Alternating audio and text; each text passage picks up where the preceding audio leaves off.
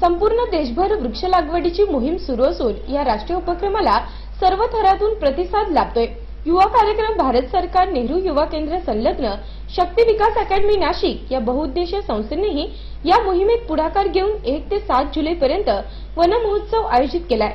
या सप्ताहात पहिल्याच दिवशी त्र्यंबकेश्वर येथील सह्याद्री रांगेतील ब्रह्मगिरी पायथ्याशी तसेच जिल्ह्यातील अन्य भागात शक्ती विकास अकॅडमीतर्फे वृक्षारोपण करण्यात आले।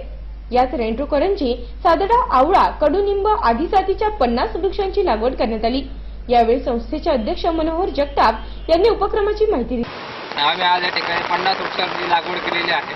शक्ती विकास बहुउद्देशीय संस्थेचा दरवर्षीचा हा उपक्रम आहे। आज ब्रह्मगिरीच्या पायथ्याशी अतिशय अशा निसर्गरम्य वातावरणात आणि वरून पाऊस चालू असताना खाली आम्ही वृक्षारोपण या ठिकाणी केलेलं आहे। वृक्षवल्ली आम्हा सहरी ज्या पद्धतीने तुकाराम महाराजांनी सांगून ठेवलेलं आहे त्याच पद्धतीने वृक्ष लावणे आणि वृक्षांचं संवर्धन करणे ही आज काळाची गरज झालेली आहे। त्याच पार्श्वभूमीवरती आज वृक्षारोपण आम्ही या ठिकाणी केलेलं आहे। मी आज या ठिकाणी एवढंच संदेश देऊ इच्छितो की तरुणांनी त्यानंतर शाळेतील विद्यार्थ्यांनी वृक्षारोपण करून आपल्या महाराष्ट्र त्यानंतर देशातील भूमी सुजलाम सुफलाम व्हावी या दृष्टीने वृक्षारोपण करण्याचा निर्धार करावा। जय सुनील सदगीर, अभिषेक टाकाटे, श्रीराम देशमाने, दीपक येलमामे, गुडलक रॉय, सुनील काठार, जयेश पवार, मंगेश पाटील, मीना जोगळेकर आदींसह युवक युवतींनी मोठ्या संख्येने वृक्षारोपण मोहिमेत सहभाग घेतला।